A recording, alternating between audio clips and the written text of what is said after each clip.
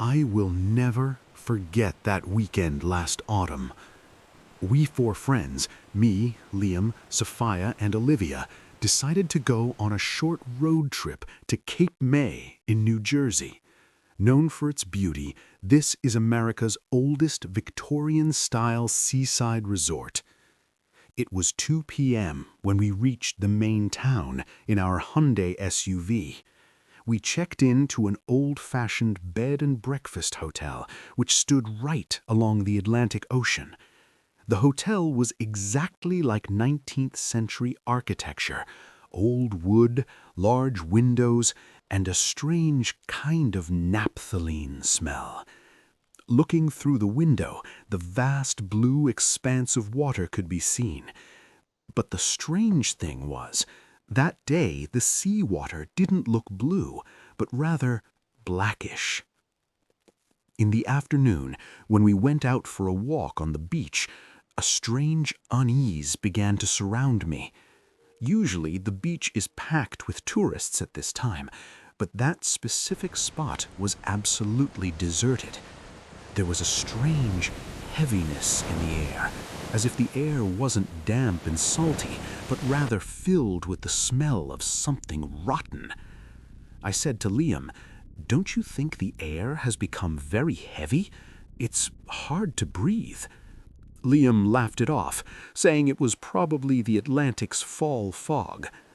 But just as the sun sank into the horizon, that's when I got the first signal.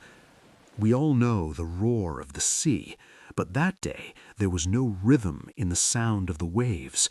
It felt like when the waves were crashing onto the sand, it wasn't the sound of ordinary water, but rather hundreds of people whispering something together. We were sitting on a wooden bench by the beach with lobster rolls for dinner. Suddenly, Sophia froze. She pointed her finger toward a dark speck in the middle of the sea. There was no ship there, no light, but a Vishalakar, massive black shadow stood still in the middle of the waves. It wasn't moving, nor was it drifting with the waves. Olivia pulled out her iPhone and tried to take a photo, but strangely, her phone's flash wasn't working, and the battery dropped from 100% to 5% in a moment. At that exact moment, the direction of the wind changed. That wind rushing from the sea brought an ominous tune to our ears. It wasn't the cry of any animal. It felt like someone was screaming in pain. A cold shiver ran down all of our spines. We realized that behind this luxury and beauty of Cape May, something was watching us that was not of this world. We hurried toward the hotel, but the sound of someone's wet footsteps was clearly audible behind us on the sand, yet, looking back, I couldn't see anyone. Even after returning to the hotel room, none of us could sleep. Olivia's iPhone was still lying dead. It wouldn't turn on even with the charger plugged in. It was about 1:40 a.m. We were all sitting on the hotel balcony looking out at the Atlantic.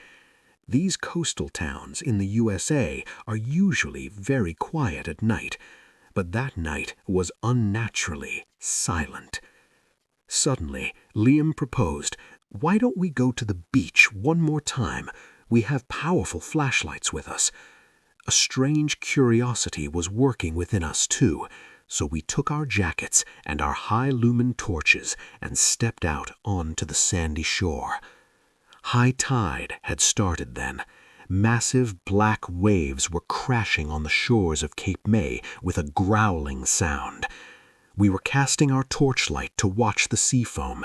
Suddenly, my torchlight caught a strange object. Something large and black was drifting toward the shore with the waves. At first, we thought it might be a cargo box or an old sea log. Liam, beer can in hand, joked, "Maybe it's some wreckage from last week's hurricane." But the object, as it came closer, our laughter vanished in an instant. It wasn't wood. When the object touched the sea sand, it began to move strangely. We watched, stunned, as the figure tried to straighten itself up by crawling on all fours on the sand.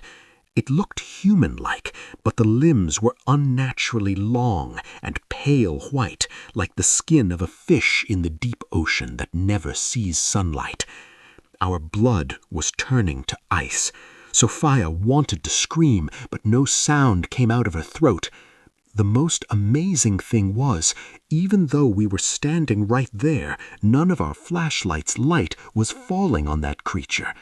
The light seemed to pass right through its body, as if there was nothing of flesh and blood there, just a dense black mist in human form. At that exact moment, the pleasant autumn night of Cape May suddenly turned into a bone-chilling Siberian cold. As we breathed, smoke began to come out of our mouths. The temperature had dropped 20 to 30 degrees in just a few seconds. Suddenly, I noticed the figure hadn't started walking toward us. It was standing still, but the sand under our feet was shifting toward it. I saw the most terrifying sight a moment later. In our torchlight, wet human footprints began to form on the sand.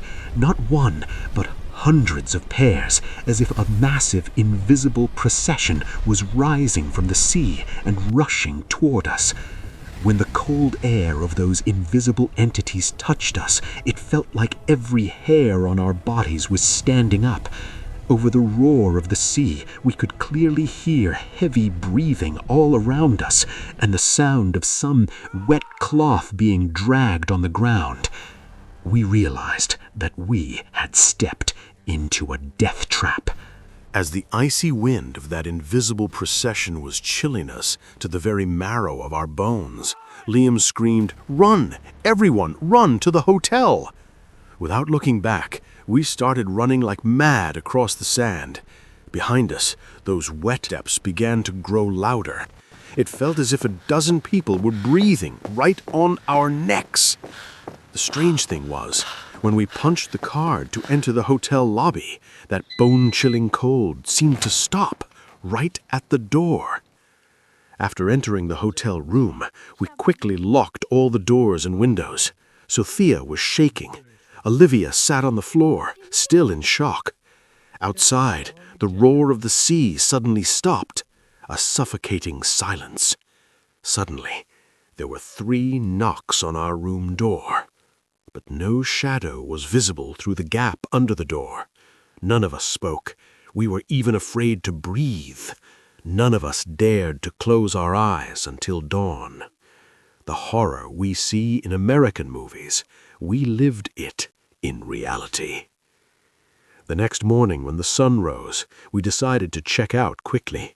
Downstairs, we met an elderly gentleman working at the reception, Mr. Harrison.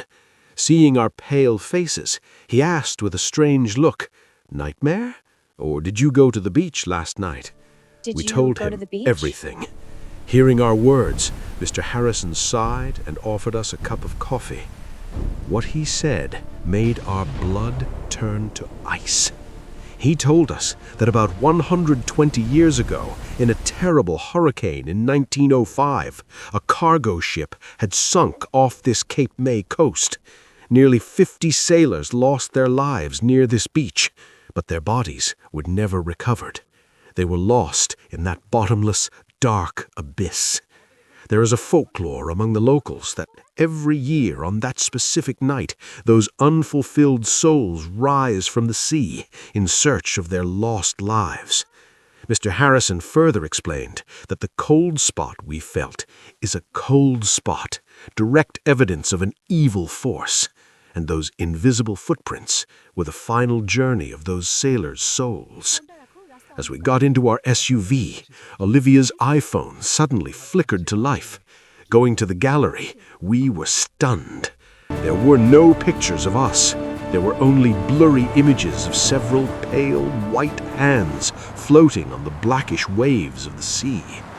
We realized that the Victorian beauty of Cape May is merely a mask. Buried under its sand are hundreds of years of tragic screams. We were returning home along the New Jersey highway, but that ominous whispering of the sea remained inside our minds forever. As modern as America is, some of its ancient settlements are even more mysterious and deadly.